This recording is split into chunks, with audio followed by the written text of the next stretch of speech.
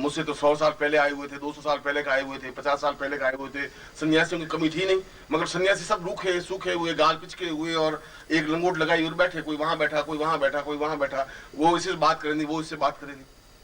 2, 4, 5, 6 दिन बीत गए। मैंने कहा कि ये सिद्धाश्रम तो नहीं हो सकता। अगर ऐसा सिद्धाश्रम है तो फिर मेरा शिष्य कोई जा ही नहीं सकता वहां, क्या करेगा जाकर। मैंने 2-4 सन्यासियों से पूछा, मैंने कहा कि ये सिद्धाश्रम जिसके बारे में लोग इतनी तपस्या करते हैं, इतना प्राण सुखा देते हैं, इतनी पंचाग्नि करते हैं, फिर यहां पहुंचते हैं, तो ये सिद्धाश्रम। उसने कहा कि आपने अभी देखा नहीं, यही सिद्धाश्रम है। मैंने कहा इस सिद्धाश्रम में तो कोई हलचल नहीं है, कोई चेतना है ही नहीं। उसने कहा हलचल क्या होता है, ध्यान लगाना है, साधना करनी है, मंत्र जाप करना है।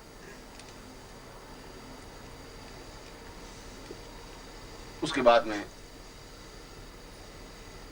कोई उत्सव आया, सिद्धाश्रम महोत्सव। वहां पर प्रत्येक अप्सरा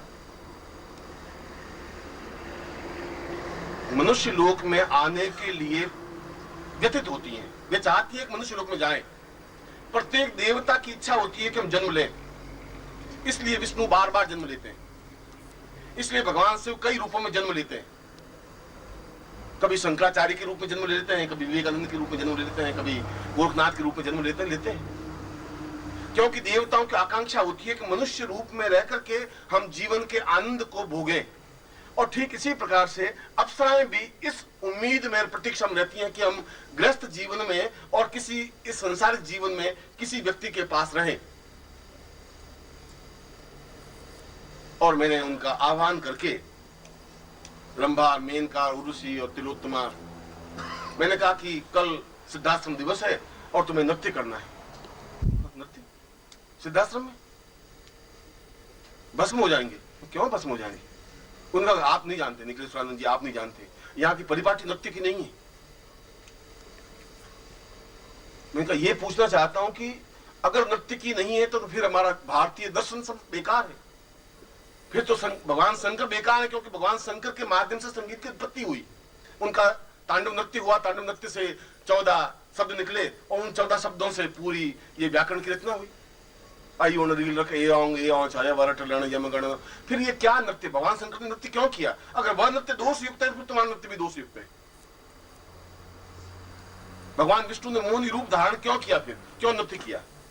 मैं उनको कन्विंस कर रहा था और वे बहुत घबराई हुई। उन्होंने सोचा कि अगर गुरुदेव आ गए सच्चिदानंद जी तो बहुत मुश्किल हो जाएगी, आप नहीं जानते। मैंने कहा तुम्हें कल नृत्य करना है, जो कुछ होगा कल देख लेंगे।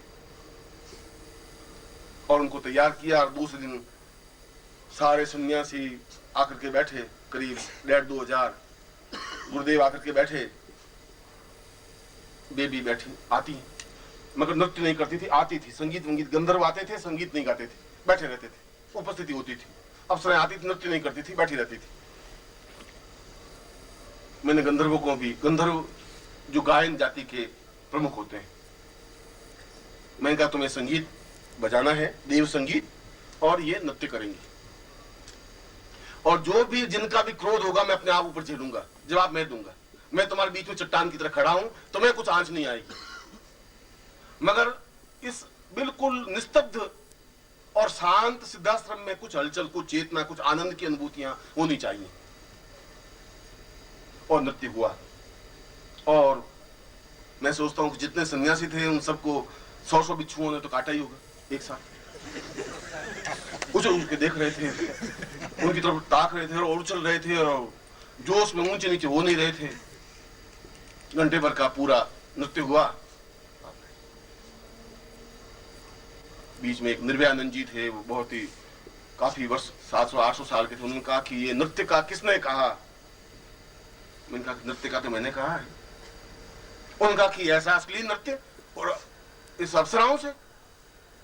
मैंने कहा कि फिर अगर इनके शरीर में और इनके जीवन में कहीं अश्लीलता है तो फिर कोणार्क के मंदिर हमें जला देने चाहिए, फिर खजुराहो के मंदिर जला देने पड़ेंगे, फिर देवताओं की जितनी मूर्तियां हैं भारत में उन सबको जला देनी पड़ेगी, फिर तुलसीदास की रामायण में जो सीता का वर्णन है उसको जला देना पड़ेगा, फिर वाल्मीकि ने जो सीता का वर्णन किया उसको भी जला देना पड़ेगा।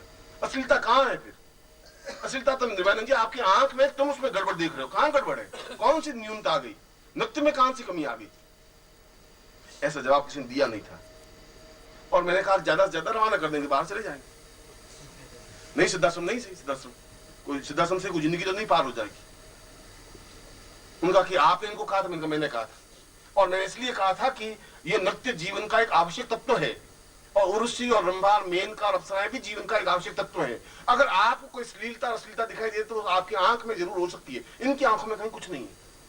इनकी आंखों में कोई न्यूनता नहीं है, कमी नहीं है। उसके बाद में एक चिंतन बना नृत्य का, गंधर्व का, संगीत का, भावनाओं का। और ये सारी बात और पृष्ठभूमि आपके सामने स्पष्ट करने के पीछे मेरा मकसद और मंतव्य यह था कि अप्सरा साधना करना भी उतना ही जीवन का एक आवश्यक तत्व और धर्म है जितना कि हम किसी देवता की साधना करें। वह देवता की साधना अलग रूप में की जाएगी, अप्सरा की साधना अलग रूप में की जाएगी। उसके लिए भी आपका एक सजग और प्रखर व्यक्तित्व होना चाहिए। और यदि आपके पास पुरुषत्व है, यदि आपके पास क्षमता है, यदि आपके पास जीवन शक्ति है, तो निश्चय ही आप साधना में सिद्धि प्राप्त कर सकते हैं। क्योंकि सिद्धि प्राप्त करने के लिए आप में एक बल होना चाहिए, साहस होना चाहिए, दृढ़ता होनी चाहिए। इस प्रकार से घिसा पिटा जीवन जीने वाले शिष्य नहीं बन सकते। मैं जीवन का, मेरे जीवन और मेरे शिष्य की तो परिभाषा बन ही नहीं सकती। मैं जीवन में इस प्रकार से जिंदगी जी नहीं। मैंने अपने जीवन को अपने ढंग से जिया है और जीवन के प्रत्येक क्षण का आनंद लिया है और लेता हूं। मैं इस बात की चिंता करता हूं कि कोई क्या कह देगा। और यदि आलोचक पहले 500 थे, अब 600 अगर हो गए, तो मैं ये समझता हूं कि मेरी आवाज में कुछ ताकत और ज्यादा आई है, कुछ मुझे कहने की क्षमता पहले ज्यादा बढ़ी है, इसलिए 100 आलोचक और बढ़ गए। अगर 100 शत्रु और ज्यादा बढ़ जाएंगे तो समझूंगा कि मेरी पर्सनैलिटी में कुछ और निखार ज्यादा आ गया है, इसलिए 200 शत्रु और पैदा कर दिए। मुर्दा और कमजोर और गए बीते लोगों के शत्रु नहीं बनते, काय और नपुंसकों के शत्रु नहीं होते। आलोचना उनकी होती है जो मर्दान की रखते हैं, हिम्मत रखते हैं, साहस रखते हैं, क्षमता रखते हैं। और अप्सरा भी साधना में सिद्धि उनको ही प्राप्त होती है जो पूर्ण रूप से मर्द और साहसी होते हैं। काय और बुज़दिलों के पास तो पत्नी भी नहीं रहती, वो भी घर छोड़ के पीर चली जाती है। अप्सरा तो बहुत दूर की बात है। इसलिए किसी भी पुरुष के लिए अप्सरा साधना करना कहीं दोष युक्त है ही नहीं।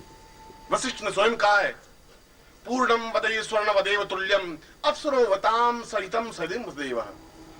स्वर्ण देह अप्सरा को सिद्ध करना जीवन की श्रेष्ठता है। किसको कह रहे हैं? अपनी पत्नी मैत्री को, कात्यायनी को, दोनों पत्नियों को सामने बिठा करके वशिष्ठ कह रहे हैं कि मुझे जीवन में जितना रघुकुल पसंद है, मैं रघुकुल की रक्षा करने के लिए जितना धर्मगुरु हूं, उतना ही मुझे अप्सरा साधना करने में भी आनंद की अनुभूति होती है। क्योंकि जीवन में आनंद का प्रवाह अप्सराओं के माध्यम से संभव है। और विश्वामित्र ने तो मेनका को प्रत्यक्ष किया, अपने आश्रम में बुलाया, नृत्य करवाया। कणाद ने जब अणु की रचना की, अणु का ज्ञान प्राप्त किया, तो उस अणु के ज्ञान को, जो अणुबम आज बन रहे हैं, उसमें अणु की पूरी थ्योरी उस कणाद ने जो विकसित की, अप्सरा के माध्यम से प्राप्त हुई। और वे स्वयं इस बात को कहते हैं, नन्योवताम पूर्वमदेव तुल्यम स्वर्णोवताम सहितम सदैव। मैं स्वर्णवती अप्सरा, मैं तुम्हारा धन्यवाद अर्पित करता हूं कि तुम्हारे माध्यम से मुझे अणु की रचना का ज्ञान प्राप्त हुआ। इसका मतलब है कि ये सब विश्वामित्र और वशिष्ठ और अत्रि और कणाद सब मूर्ख थे, ये सब गंदे थे, घटिया थे, असभ्य थे, अश्लील थे। श्लीलता और अश्लीलता की कोई परिभाषा नहीं होती। मैं अपनी आंख से बिल्कुल 2 स्त्रियां आमने सामने खड़ी, एक मेरी बेटी खड़ी है, एक मेरी प्रेमिका खड़ी या मेरी पत्नी खड़ी। मैं पत्नी को एक दूसरी नजर से देखूंगा, अपनी बेटी को दूसरी नजर से देखूंगा। हालांकि दोनों की दो आंखें, एक नाक है, वैसे ही बाल है, वैसे ही शरीर है, वैसे ही हाथ पांव, मगर उसको देखने का ढंग अलग होगा, उसको देखने का ढंग मेरा अलग होगा, उसके बारे में चिंतन मेरा अलग होगा, उसके बारे में चिंतन मेरा अलग होगा। इसलिए श्लीलता और अश्लीलता, गंदगी और अच्छाई तो मेरे हृदय में है, चिंतन में, विचार में तुम्हारे। अगर वहां कुछ गड़बड़ नहीं है तो फिर कहीं किसी प्रकार की न्यूनता जिंदगी में है ही नहीं। और यदि कोई दूसरा आलोचना करता है तो यह आलोचना उसकी नहीं है, यह आलोचना तुम्हारे खुद के शरीर के अंदर की भावनाओं की है। और इसीलिए तुम्हारे जीवन को और प्रत्येक रूप में संवारने और सजाने का मेरा जिम्मेवारी है, मेरा उत्तरदायित्व है। इसलिए केवल देवताओं की साधना करने के लिए तुम्हें प्रेरित नहीं कर रहा हूं, मैं ये भी चाहता हूं कि तुम्हारे जीवन में बुढ़ापा नहीं आए, मैं ये भी चाहता हूं तुम्हारे जीवन में आनंद और मस्ती रहे, मैं ये भी चाहता हूं तुम्हारा प्रत्येक क्षण सार्थक हो सके, जीवंत हो सके, सजग हो सके।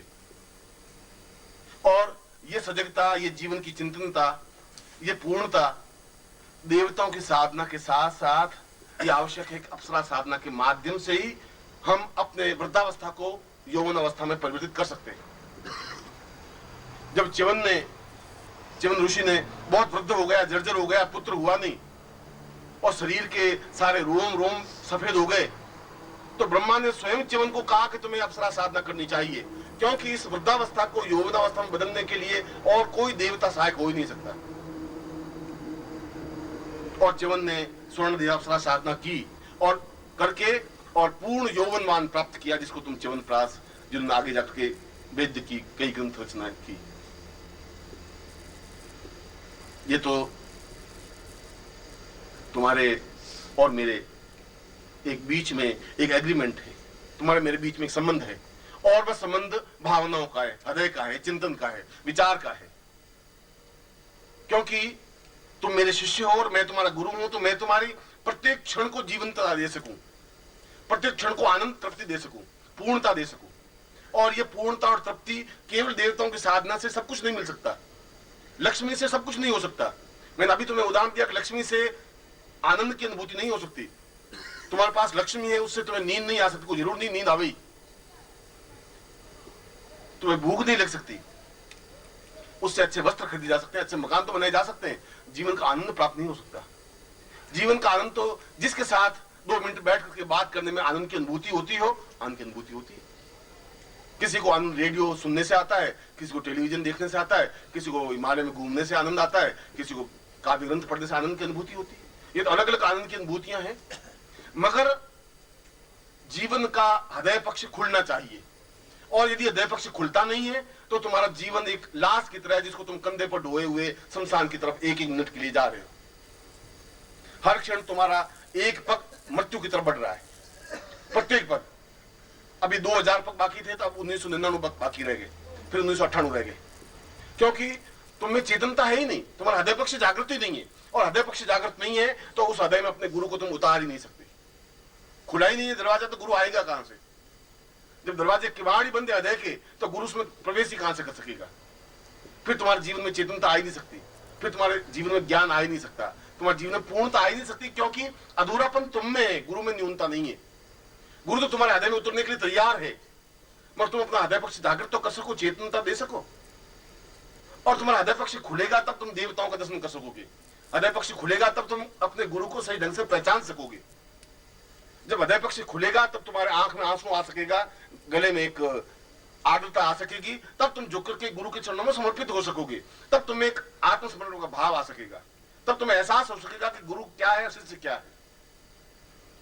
और यह हृदय पक्ष जागृत केवल अप्सरा साधना के माध्यम से संभव है, देवताओं की साधनों के माध्यम से संभव नहीं है, और किसी देवता की स्तुति, पूजा अर्चना के माध्यम से भी संभव नहीं है। यदि आपने आनंद लहरी पढ़ी हो, शंकराचार्य ने उस आनंद लहरी का वर्णन कभी आप जिंदगी में पढ़े तो संस्कृत का एक अद्वितीय ग्रंथ है जिसमें भगवती पार्वती का वर्णन किया, उसके स्वरूप और सुंदरता का, उसके होठ का, उसके नाक का, उसके कान का, पार्वती के एक एक अंग प्रत्यंग का वर्णन किया है। और शंकराचार्य जैसे सन्यासी ने वर्णन किया है, इसका मतलब तो घोर अश्लील शंकराचार्य थे। इतना नाजुक और सुंदरता वर्णन कर दिया पार्वती का, और फिर मां का, बहुत गयाबीत आदमी था। अगर मैं ये शब्द बोलता हूं तो ये गड़बड़ मेरे हृदय की है, शंकराचार्य की नहीं, पार्वती की भी नहीं। एक नारी के गुलाब के पुष्प को अपने गुलाब का पुष्प कहा, इसमें दोष क्या हो गया? अगर मैं गुलाब का पुष्प नहीं कहता हूं तो मेरी न्यूनता है, तो मेरी कमजोरी है, तो मेरी घटियापन है। गुलाब के फूल को गुलाब का फूल कहने में कोई दोष नहीं है, सुंदरता को सुंदरता कहने में कोई संकोच नहीं है। हम इसलिए नहीं कहते कि लोग क्या कहेंगे और क्या हो जाएगा। संकोच तुम्हारा खुद का है, क्योंकि तुम्हारे हृदय के दरवाजे बंद है, उसमें विकसित है ही नहीं, उसमें खुलापन नहीं, और खुलापन नहीं है तो तुम समझ नहीं सकते। दबे हुए हो, बींचे हुए हो, और मैं कह रहा हूं कि तुम मुर्दा शरीर हो और उस मुर्दा शरीर को ढोकर के बढ़े जा रहे हो। इसलिए तुम्हारे चेहरे पर आनंद की लकीरें नहीं है, इसलिए तुम्हारे चेहरे पर मुस्कुराहट नहीं है, प्रफुल्लता नहीं है, अट्टहास नहीं है, हास्य नहीं है, विनोद नहीं है। एक बुझा हुआ चेहरा, जैसे कि अंगारा बुझ गया हो और बस धुआं जल रहा है और जिंदगी जल रही है और पहुंच रहे। तुम्हारी जिंदगी में कुछ 24 घंटों में अगर आप हिसाब लगा के देखें तो 5 मिनट भी मुस्कुराने के लिए नहीं है। टेंस तो है, तनाव तो है कि ये लड़का कहना नहीं मान रहा, बहू आई नहीं है, ये साली तनख्वाह का क्या होगा, ये तो है तुम्हारे पास, ये तो पूंजी बहुत है। मगर आप हिसाब लगा के देखें कि 24 घंटों में कितना मिनट मुस्कुराते हो? 5 मिनट भी नहीं। और यदि मुस्कुराते भी हो, इतनी फीकी मुस्कुराहट की लोग पहचान लेते कि ये नकली मुस्कुराहट है। आइए आइए, बहुत खुशी हुई आपसे मिलकर के। ये मुस्कुराहट है क्योंकि तुम्हारा हृदय पक्ष जागृत है ही नहीं। जब हृदय पक्ष जागृत नहीं तो मुस्कुराहट आ ही नहीं सकती। खींच खांच करके आंखों को, नाक और गाल को खींच करके मुस्कुराहट बिखेर भी दोगे तो वो तो आधा सेकंड की होगी, वापस चेहरा वैसा वैसा बन जाएगा जैसा था ओरिजिनल। ओम परम तत्वाय नारायणाय गुरुभ्यो नमः। ओम ह्रीं मम प्राण देह रोम प्रतिरोम चैतन्य जाग्रय ह्रीं ओम नमः। ओम भूर्भुवः स्वः तत्सवितुर्वरेण्यं भर्गो देवस्य धीमहि धियो यो नः प्रचोदयात्।